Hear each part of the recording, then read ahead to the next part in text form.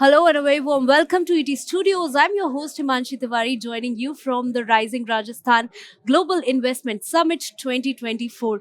With me in this session is Maharaj Kumar Sahib, Dr. Lakshraj Singh Mewar. Namaskar, sir. Ma'am, Thank you namaskar. so much for joining us With today. pleasure. Thank you so much for having me.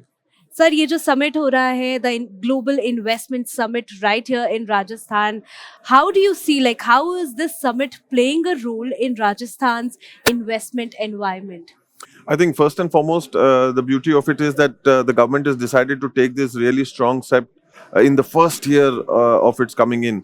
Usually, you end up seeing all these things happening very much in Yeah. the tail end of Yeah. their ruling. But the fact that they've done it in the first year, बड़ी खुशी होती है, बड़ा अच्छा लगता है कि एक ठोस कदम जो है वो पहले साल के अंदर उठाया गया. तो इसके अंदर दिशा और दशा दोनों जो है वो कहीं ना कहीं तय होती हुई Yeah. जो है वो नजर आती है कि अगले 4 वर्षों के अंदर इन चीजों के ऊपर काम होते हुए धरातल के ऊपर इन सारी चीजों को होते हुए जो है वो व्यक्ति जो है वो देख सकता है. आज की तारीख में कोई वार्ता है, कोई चर्चा है, कोई बात है, कोई चीत है, तो उसके ऊपर जो है वो चीज करी जा सकती है और उसको अमल होते हुए भी व्यक्ति जो है वो देखने की एक उम्मीद रख सकता है. तो मैं सरकार का जो है वो आपके माध्यम से भी बहुत बहुत बधाई देता हूँ for this really lovely strong bold step in the first year, inspiring a lot of confidence in all of us, giving us that motivation that is really required in post-COVID.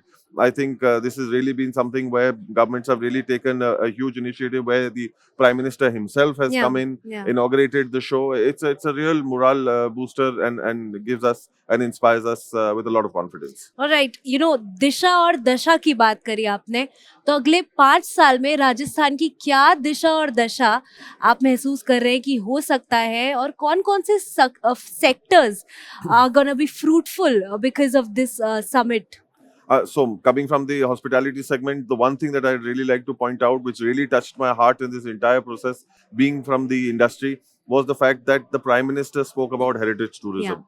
I think this is really the first for me where I have experienced the Prime Minister himself being so on the point as far as the details are concerned or nuances are concerned of a segment. Usually you would just say the tourism segment and move on, talking about travel trade, talking about village tourism, talking about villages to forts, talking about specifically heritage tourism. It obviously is very, very clear that their intent and their want and their desire to work in a segment to uplift a certain segment is very clear.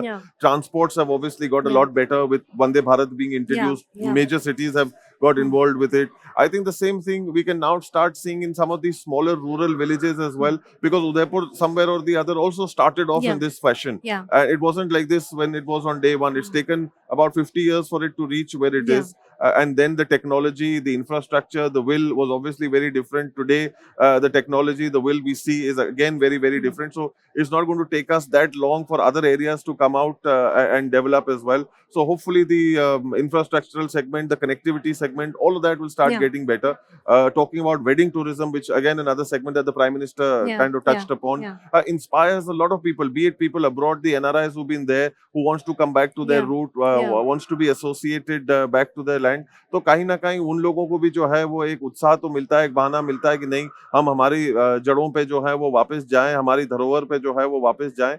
So that is what I think really sets the agenda, the thought process, and the goal very, very clearly.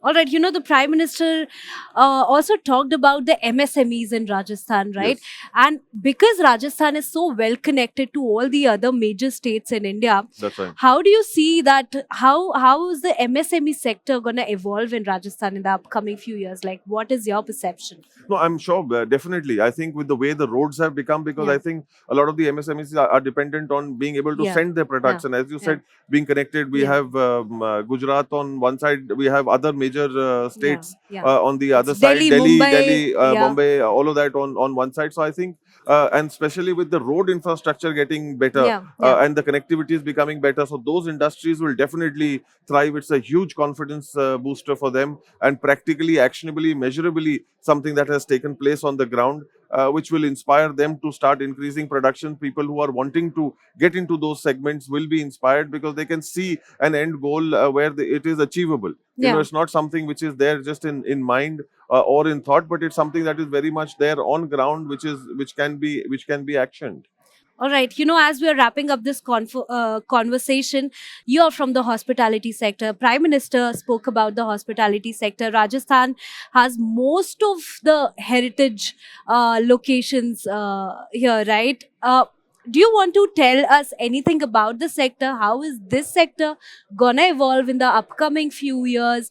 What can we expect from I you all? think a very valid point. A lot of people, as far as heritage tourism is concerned, as my father would have said in the back in the days, that no more are the days where they were running hot water, where literally people were running with 2 buckets of hot water. Now, I think heritage hospitality very strongly and very confidently boasts about the greatest luxury possible, Yeah, and is competing with the rest of the world.